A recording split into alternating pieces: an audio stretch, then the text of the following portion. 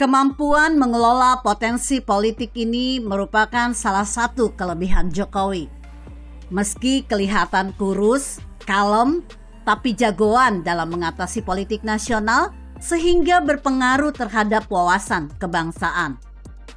Dinamika yang terjadi di dalam pengambilan keputusan relatif lebih efektif, lebih cepat, lebih memiliki keleluasaan yang tinggi, terutama dalam mengambil langkah-langkah emergensi. Demikian disampaikan Wakil Ketua DPR RI Bidang Korkesra, Abdul Muhaimin Iskandar, dalam dialog kebangsaan bertajuk Peran Agama dan Legislatif dalam Membangun Karakter dan Kesejahteraan Bangsa di Labuan Bajo, Manggarai Barat, Nusa Tenggara Timur pada Minggu 5 Desember 2021.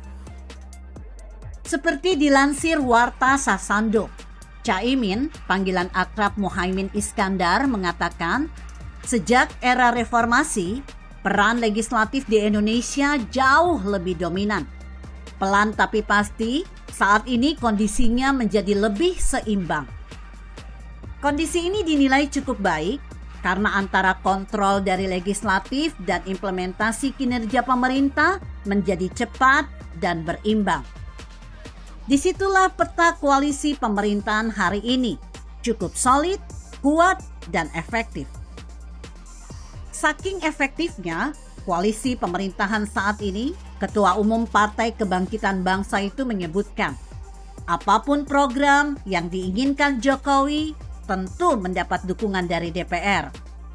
Misalnya dalam menangani pandemi COVID-19, segala kebijakan yang diambil pemerintah didukung penuh oleh DPR. Salah satunya ketika pemerintah mengeluarkan peraturan pemerintah pengganti undang-undang atau Perpu tentang kebijakan keuangan negara dan stabilitas sistem keuangan untuk penanganan pandemi coronavirus DCAC 2019 atau COVID-19 dan atau dalam rangka menghadapi ancaman yang membahayakan perekonomian nasional dan atau stabilitas sistem keuangan. DPR mendukung penuh kebijakan yang diambil pemerintah. Begitu pula ketika Jokowi mengusulkan ibu kota baru di Kalimantan Timur. Menurut Caimin, tidak semua presiden berani karena memang resikonya sangat berat. Hampir semua rezim menginginkannya, tetapi tidak bisa melaksanakan karena faktor-faktor dinamika politik. Kelihatannya Pak Jokowi bisa mengatasi keadaan ini. Saya yakin tak lama lagi di tengah masa sulit ini, Undang-Undang Ibu Kota Baru bisa terwujud. Sekarang di DPR mulai pembentukan Pansus Ibu Kota Baru, urainya. Hal tersebut, kata Caimin, merupakan contoh bahwa koalisi pemerintah hari ini berjalan sangat efektif dan solid. Hal ini dinilai penting untuk menjaga persatuan dan kesatuan bangsa. Menurutnya, ada 4 hal penting diperlukan dalam mewujudkan persatuan dan kesatuan bangsa. Pertama, sosiologis kultural yang tumbuh dan berkembang di masyarakat. Kedua, kualitas tingkat pendidikan masyarakat di bangsa. Ketiga, kesejahteraan ekonomi. Jika ekonomi bermasalah, maka akan dengan mudah dihasut, terpecah belah, dan berpotensi konflik. Sehingga persatuan dan kesatuan bisa terganggu. Keempat, pemerintahan yang kuat dan efektif. Ini bahkan menjadi kebutuhan yang paling menentukan. Caimin mencontohkan, pada pemilu 2019 lalu, pemerintah berhasil mengendalikan kompetisi pemilu yang sektarian, keras, dan merusak persatuan dan kesatuan. Pemilu 2019 lalu antara Jokowi dan Prabowo paling rawan karena isu agama menjadi menguat setelah reformasi. Dia mencontohkan ketika Presiden Soeharto dianggap bisa mengatasi dinamika perbedaan di dalam pluralitas atau dinamika keberagaman bangsa. Saat itu modalnya dua, yakni pemerintahan yang sangat kuat, bahkan cenderung represif, serta berusaha mewujudkan kesejahteraan ekonomi dengan kampanye politik pangan. Sebelumnya juga, peneliti Institut di National University of Singapore, Profesor Kishore Mahbubani, memberi pujian kepada Presiden Jokowi yang dinilainya sebagai sosok pemimpin yang jenius. Kishore menyebut Jokowi adalah pemimpin yang layak mendapat pengakuan atas keberhasilannya dalam memimpin. Jokowi membuat model pemerintahan yang bisa dipelajari oleh dunia. Mahbubani mengakui kemampuan Jokowi mengelola dan menjembatani kesenjangan politik di Indonesia.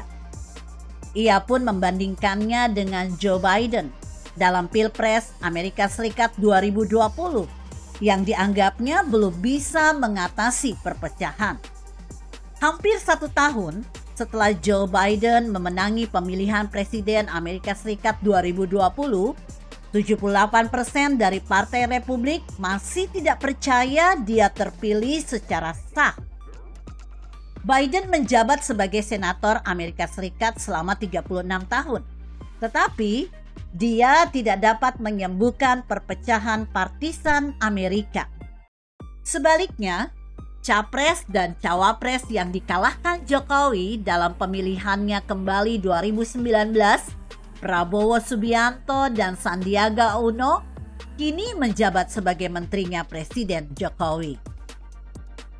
Cara Jokowi membalikkan momentum pertumbuhan partai-partai paling Islamis di Indonesia pun tak lepas dari sorotan Kishore. Lagi-lagi Kishore membandingkannya dengan Presiden Brasil, Jair Bolsonaro, yang justru memperdalam perpecahan di Brasil.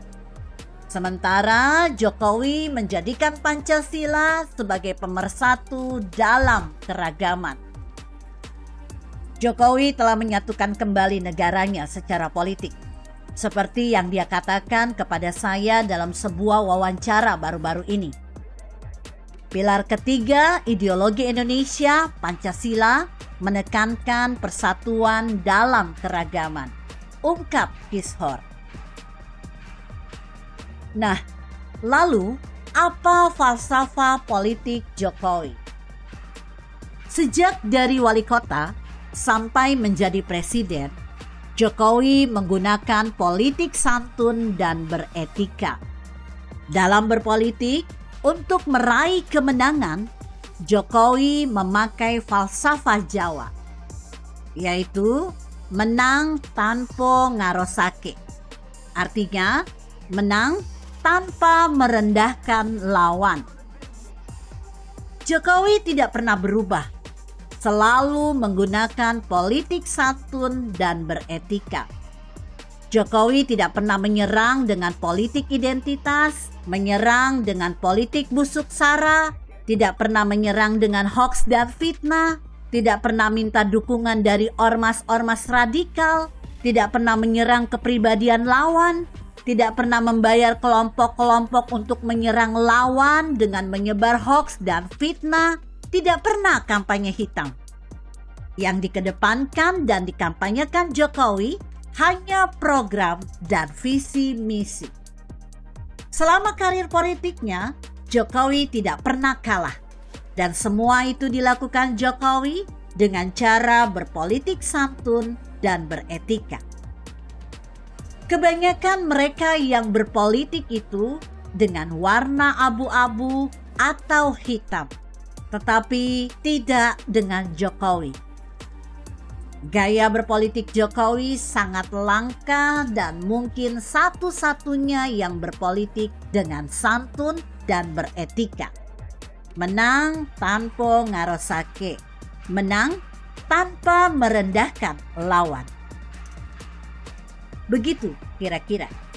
Jika Anda berpendapat lain, berikan komentar Anda di kolom komentar. Saya Emma, Karisma 90.